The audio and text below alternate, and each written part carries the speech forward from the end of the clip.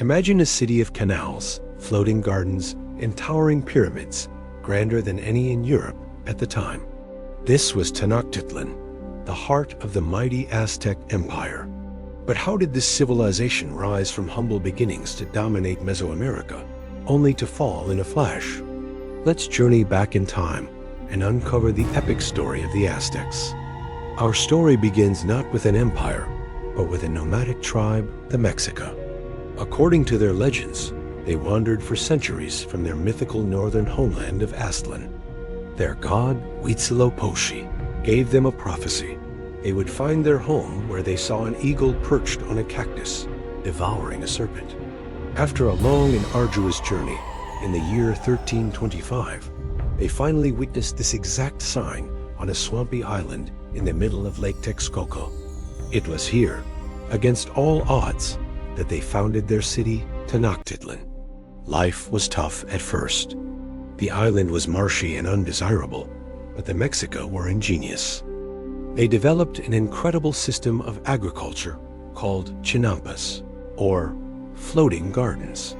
These were artificial islands built by weaving reeds together and piling mud from the lakebed on top. These chinampas were incredibly fertile, allowing for multiple harvests a year and feeding a rapidly growing population. This agricultural innovation was the bedrock of their future empire. Politically, the Mexica were initially vassals to the powerful Tepanecs of a nearby city-state, but they were patient and strategic. In 1428, under their leader Itzcoatl, they formed a triple alliance with two other city-states, Texcoco and Tlacopan. Together, they overthrew the Tepanecs and laid the foundation for the Aztec Empire. This alliance wasn't a partnership of equals. The Mexica, with their fierce warriors and growing power, quickly became the dominant force. From Tenochtitlan, they launched a century of relentless expansion. The Aztec military was a formidable machine. Young boys were trained for combat from an early age, and military prowess was a key path to social advancement. Their elite warriors, like the Jaguar and Eagle Knights, were feared throughout Mesoamerica. The Aztec Empire wasn't an empire in the Roman sense, with direct political control over its territories. Instead, it was a hegemonic system based on tribute. Conquered city-states were allowed to keep their local rulers and customs, but they had to pay regular tribute to Tenochtitlan. This tribute could be anything from food, textiles, and precious materials like gold and turquoise, to exotic feathers and jaguar pelts. This constant flow of goods made Tenochtitlan one of the wealthiest and most magnificent cities in the world. At its peak, the Aztec Empire controlled a vast territory stretching from the Pacific Ocean to the Gulf of Mexico, encompassing millions of people. Tenochtitlan itself was an architectural marvel. A grid of canals served as streets, navigated by thousands of canoes. Great causeways connected the island city to the mainland, complete with drawbridges for defense.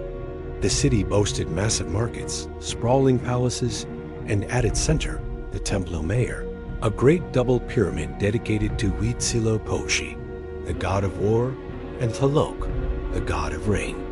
Aztec society was highly stratified. At the top was the emperor, or Huitzilopochtli, revered as a semi-divine figure. Below him were the nobility, priests, and high-ranking warriors.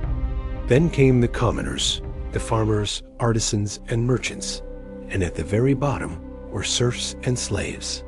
Despite this rigid structure, there was some social mobility. A commoner who showed exceptional bravery in battle could rise to the ranks of the nobility. Religion permeated every aspect of Aztec life. They had a complex pantheon of gods and goddesses who governed the natural world. To keep the cosmos in balance and ensure the sun would rise each day, the Aztecs believed the gods required nourishment. This led to the practice of human sacrifice, one of the most controversial aspects of their civilization. While shocking to us today, for the Aztecs, it was a solemn and necessary duty to sustain the universe. The victims were often prisoners of war, and these rituals were a powerful display of the empire's might and religious devotion. But this powerful empire which seemed invincible, was about to face a threat it could never have imagined. In 1519, strange ships appeared off the coast of the Gulf of Mexico. They carried about 500 Spanish conquistadors, led by a man named Hernán Cortés. The arrival of these foreigners coincided with an Aztec prophecy about the return of the feathered serpent god Quetzalcoatl. The Aztec Emperor, Montezuma II, was uncertain. Were these men gods or invaders?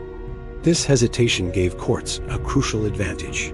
He was ambitious, cunning, and ruthless. As he marched inland, he skillfully exploited the deep resentments many conquered peoples felt toward their Aztec overlords. He formed alliances with tribes like the Tlaxcalans, who had long resisted Aztec rule and saw the Spanish as a chance to finally defeat their old enemy. Thousands of indigenous warriors joined Cortés' small army, transforming it into a massive force. When Cortés arrived in Tenochtitlan, Moctezuma welcomed him into the city.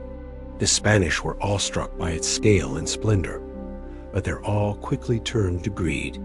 In a daring move, Cortés took Moctezuma hostage, attempting to rule the empire through the captive emperor. This led to immense tension, which erupted into open conflict. During a festival, the Spanish massacred unarmed Aztec nobles, an event known as the Massacre of the Templo Mayor. The city exploded in rage. Moctezuma was killed, either by the Spanish or by his own people, and the conquistadors were forced to flee in a bloody retreat known as La Noche Triste, the Sad Night. Cortés, however, was not defeated. He regrouped in Tlaxcala and planned his revenge. He ordered the construction of a fleet of small warships to control Lake Texcoco. But his most devastating weapon was unintentional: disease. Smallpox, brought by the Europeans, swept through Tenochtitlan. The Aztecs had no immunity. The disease killed a huge portion of the population, including the new emperor, Cuitlahuac. It ravaged their society, weakening their ability to fight. In 1521, Cortés launched his final assault. The siege of Tenochtitlan lasted for 80 days. The Aztecs, led by their last emperor, Cuauhtémoc, fought with incredible bravery and desperation. They faced cannons, cavalry, and a naval blockade, all while suffering from starvation and disease. But the odds were insurmountable. On August 13th, 1521, the city fell. The once magnificent capital was left in ruins. The fall of the Aztec Empire was not just a military conquest. It was a collision of two worlds. A combination of superior Spanish weaponry, brilliant and ruthless strategy by Cortés, crucial alliances with other indigenous groups, and most importantly, the devastating impact of European diseases brought a century-old empire to its knees in just 2 years. The legacy of the Aztecs is complex and enduring. On the ruins of Tenochtitlan, the Spanish built Mexico City, and you can still see the foundations of the Templo Mayor in the city's central square today. The Aztec language, Nahuatl, is still spoken by over 1 million people. Words like chocolate, tomato, and avocado are all gifts from their language. The story of the Aztec Empire is a powerful reminder of how even the mightiest civilizations can fall, and how history is shaped by a complex interplay of culture, ambition, technology, and biology. It's a tale of incredible ingenuity and brutal conquest. A civilization that rose from a swampy island to rule an empire, only to be consumed by forces from across the sea. Thank you so much for watching. If you found this journey into the past fascinating, please hit that like button and subscribe for more deep dives into history. Let me know in the comments what other civilizations you'd like to explore. See you in the next one.